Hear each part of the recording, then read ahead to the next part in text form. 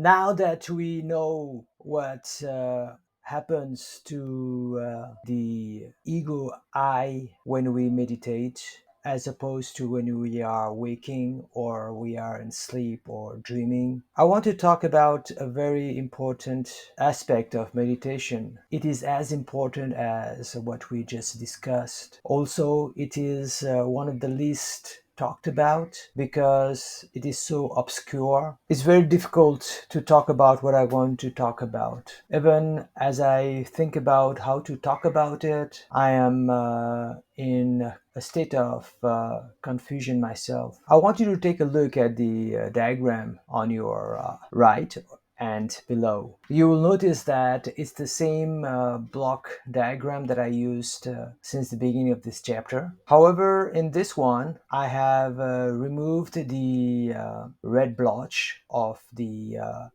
ego or I. Here you will notice that there are green blotches instead. They represent the effect or the impact on the various components by the activities that we perform while during the meditation. In the beginning, there is no effect. Then, as we sit in meditation, what we do inside of our self causes an expansion in the mind at first. This is followed by an expansion of the soul. I want to tell you that it doesn't necessarily have to be that all the expansions that I have listed occur in one meditation sitting, but they can occur over several sessions of meditation. Also, they could occur over several years or a few days. Most people wouldn't be able to experience all the kinds of expansions of the various components that I have listed. That doesn't mean that their meditation is useless or ineffective. It could mean that they are either not ready or that their techniques is lacking. So let us continue. In the fourth diagram, there is an expansion of the spiritual world itself while we meditate. And then in the second last diagram, you will notice that there's an expansion of the soul into the bodily functions as we meditate. And the final one is the expansion of the soul into the physical world itself. I'll be explaining all of them, so do not panic that you are not understanding. I'll go directly into the explanation instead of lengthening this background to the diagram. In this way, it will be clearer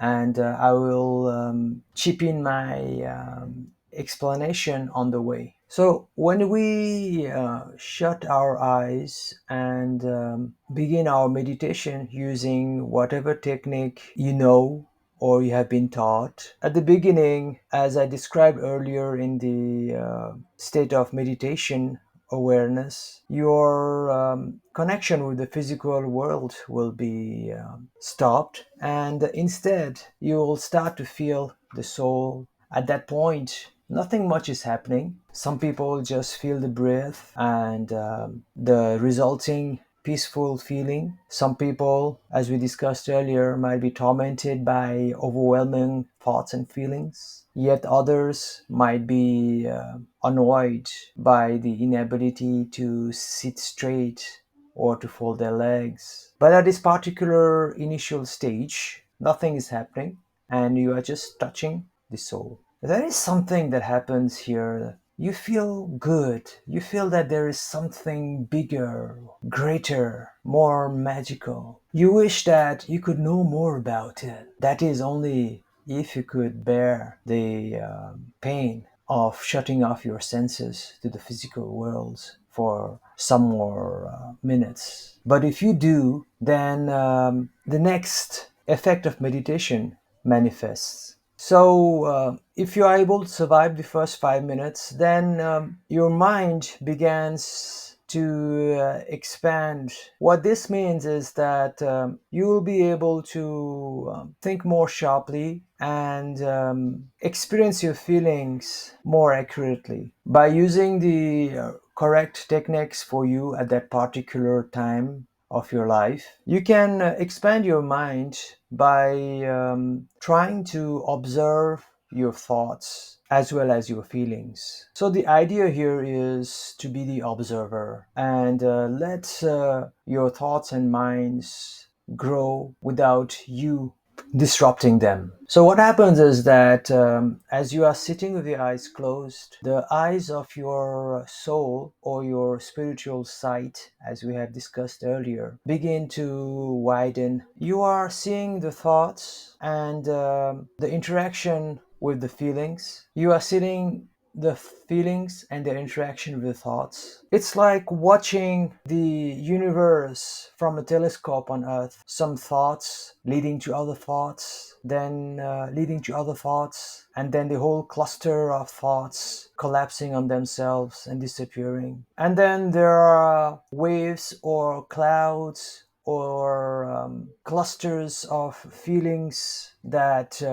surround those thoughts. There is, from your vantage point as an observer, a person who is affected, but it's not you, even though you know it's you. Because of the wave of feelings that's passing, that entity that you're observing as yourself is feeling sad, angry, dismayed, shocked, happy, elated, excited. But you, with the telescope on Earth, are not affected by what's happening billions of light years away. This is how that spectacle appears when we are meditating. So, by detaching your ego or self from your thoughts and feelings, they are able to grow on their own. Mostly, they are the thoughts and feelings associated with the events of the day and not of some past lives. The idea is to let those thoughts and feelings grow and destroy themselves. It's such a magical feeling as an observer to see those planets of your thoughts colliding with one another, some expanding and some turning into black holes. And you are just the observer. This is what I'm talking about, the expansion of the mind. By practicing this, using a technique like the one I will just tell you now, you'll be able to be the director of your grand universal drama. At times, you can sit on one of the thoughts, meaning that you can be aware of a thought but not be affected by it. Then you realize that it has triggered another thought, but by the time you are in the other thought, that is a new one, you forget the old one. So, the game that you should play in your mind, which is a meditation technique, is to try to remember what triggered the new thought. It could be a smell that you had in a room while you were meditating, or a sound, or it could be a feeling that you had in you, or it could be some thoughts within the thought, or some words within the thought. By being able to recall that particular trigger, you are able to create a chain of events. By so doing, you are increasing the capacity of your mind to observe itself. In this way, now you are the master of your mind and no more its slave. It is such a beautiful feeling, and the thought is one of immense power. To give you just a quick example of what I mean by surfing on the thought chain, here is one. For example, you might be thinking of what your friend told you in the afternoon. This thought might also include something he talked about a restaurant, and the thought of the restaurant leads into a totally different thought of a time in the past when you had gone to one and you were disappointed by the food there. Then you'll recall that you were very young at that time, and something that was lying heavy and you had not thought about it, like something that had happened between you and your parents at that age when you were feeling low, Again, that thought of feeling down triggers another thought of feeling bad after a client made you feel small at work yesterday. In this way, you expand your thinking. At every thought, there is a different feeling associated. However, in that meditation, you have nothing better to do than to trace the exact path of your thoughts and feelings. By doing so, you are healing yourself and reorganizing your memories. Because of the correct management of your memories, you have more space to do more creative work in your mind. Moreover, many of the subdued, recessed, hidden feelings and thoughts will find the light of the day, and they would be finally addressed. Some you would address them consciously in your meditation, others they would address themselves in the same pattern that you would have addressed the conscious ones. So, what is happening is your mind in meditation is able to express itself fully and expand itself. The minds want to have a resolution, to be listened, to be watched. But in our waking state, we are too busy to take care of our minds. This is where meditation comes in. Even if we do not fulfill the other effects of meditation, and if you just limit your whole meditation practice to the expansion of the mind, well, you have done a great service to yourself, and your progress in the 13 components of consciousness that we discussed earlier is guaranteed. First and foremost, your intelligence, memory, learning capacity will increase dramatically. Even if you do not develop extrasensory perceptions, you will become a genius of your own kind in your own sector. Just a few days ago, my computer, which was half a terabyte of memory in random read only memory or ROM, showed that it was overused, and as a result, my video editor began to jam, and the computer started to hang. In order to solve this problem, I had to make a diagnosis of all the memory and what has been consuming the memory.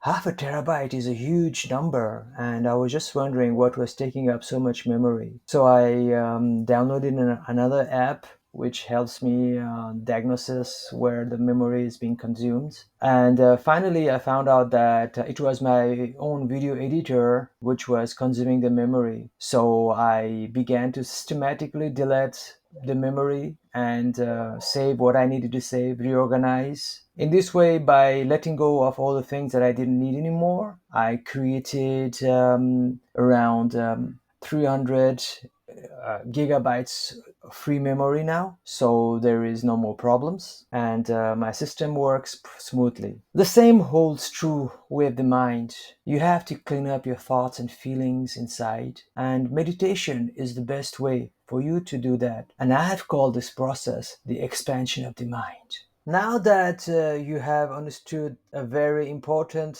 part of the meditation, which is the expansion of the mind, let's talk about what it means when I say the expansion of the soul. So, as you are meditating, once you are able to overcome the mind, then you begin to experience the soul. At first, you are able to see yourself and hear yourself and feel yourself, as well as move around the body. This is the first expansion of your soul that you will feel. The next thing that you can do is to fulfill your desires with your soul. It's pretty much like daydreaming, but it's much more real, and the karmic implications are much bigger. So, in this stage, you basically imagine that your wildest desires are fulfilled. It's like making your own dream at this point. It's a very realistic fantasy, in other words. You might see yourself flying across the world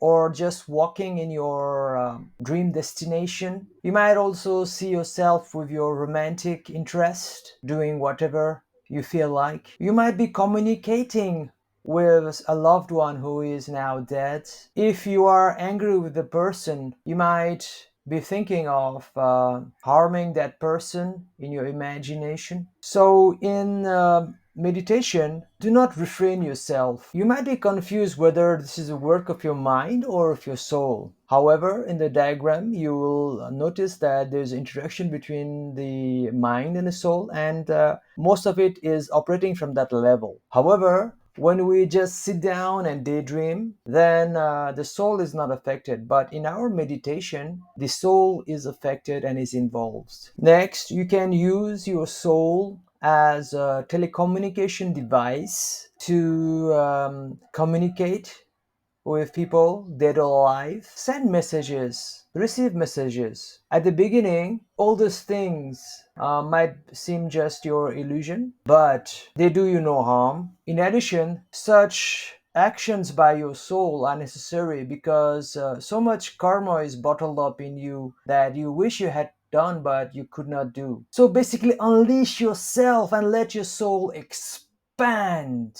In the later stages, you could use your soul to travel into your past lives. Many people do that in the hypnotistic stage, but meditation itself is a self hypnosis process. In that state of your soul expanding, allow yourself, I mean your soul, to receive information in whatever form. You might hear something, you might feel something, you might see something, you might smell something. Let your soul experience it, and let your mind register what your soul is experiencing. And that happens in meditation itself. That is the beauty of meditation. We will talk more about what we can do in meditation in the later chapters with regards to the soul. In the next stage of meditation, you can expand your spiritual world itself. Because of our limited consciousness, we are provided with a certain range of vision of the universe. I'm saying this particular term, range of vision, because it best suits what I want to say. However, I'm implying more, but let me continue with this particular analogy. So, for example, before meditation, if you're able to see in a range in front of you of, let's say, 50 degrees, as you meditate, you will be able to see in a wider range of 120 degrees and maybe 150 degrees. Let me give you a quick example. When I drive, I have my mother next to me, and I ask her, didn't you see that? Didn't you see that? As she is looking in front like I am doing. She says that she didn't see anything when the car that was about to hit me, or the pedestrian that was about to obstruct me, was just in the field of vision within 90 degrees. So her field of vision is very narrow because she doesn't have to drive. But me as a driver, I need to have a field of vision of at least 120 to 130 degrees. So I am aware of whatever happens in this range. This is what I mean. Similarly, as we meditate more and more, what we see within the spiritual world expands. Some of us might just see the spiritual ghost or the angels or the archangels. But as you meditate more, you'll be able to see the bosses of the angels and archangels. Then, if you meditate more, your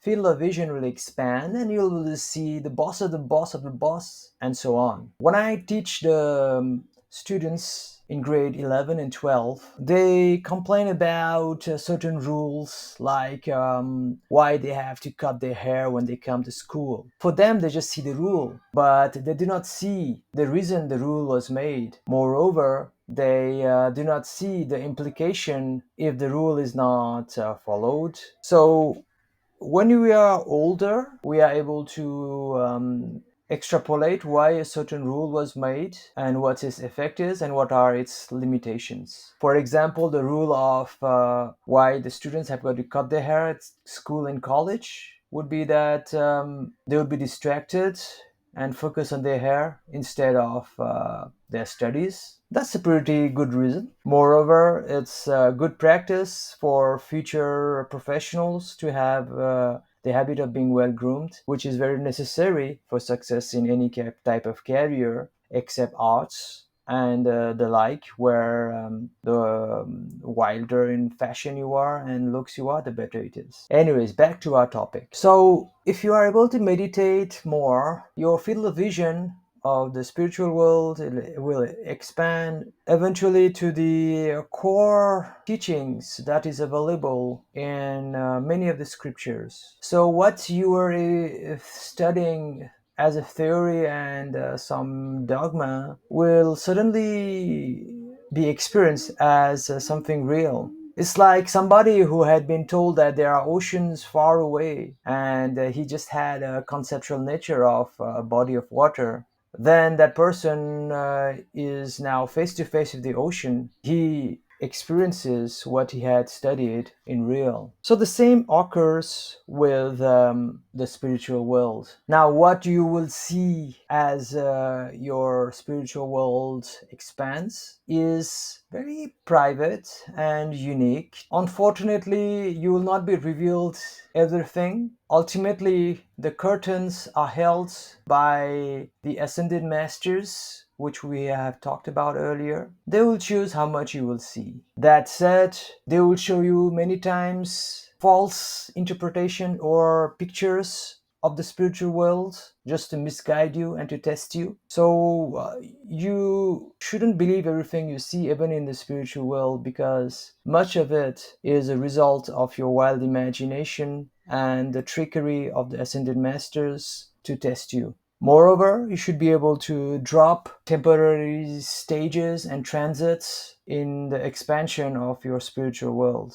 If you want to go from point A to point D and B, C are the transits, don't get stuck in the second and third transits, no matter how attractive they are. However, many people get trapped in the transitory stages. Just to give you a very quick reference without telling you too much, I will share to you how my own spiritual expanded during my meditation. At first, I only felt my body and soul and mind. Then, upon meditation, I started to feel that the world was filled with some angels and heavenly damsels. I was young, so you can forgive me. I thought that that was it. Spiritual damsels, heavenly food, you name it. But then later on, my world, that is my spiritual world, expanded into some prophetic voices. They could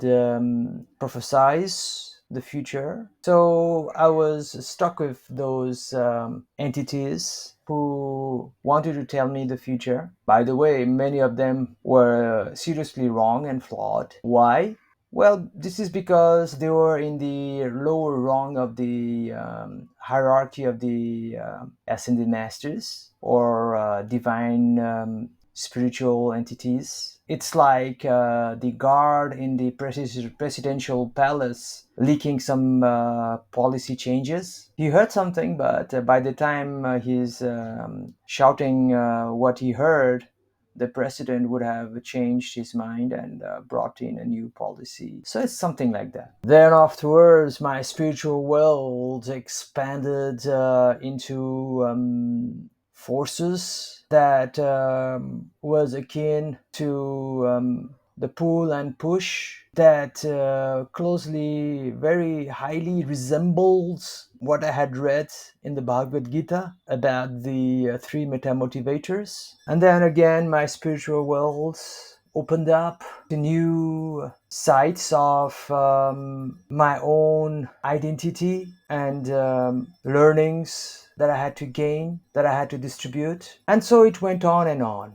So the bottom line is that when we meditate, the concept and the frame in which we see the spiritual world with our mental eyes keeps expanding. When we meditate, We can also affect our bodily functions, especially the breathing. The whole idea is to have a very low rate of breathing. Some yogis are able to check their heart rate, but myself, I haven't gone in that path. What I use meditation most is to manage my breathing and improve it in terms of bodily function. At times when you are sick, you can meditate on your bodily functions so that your antibodies can work better, faster, and you can heal better, faster. You can also increase your strength by channeling your prana or chi. This type of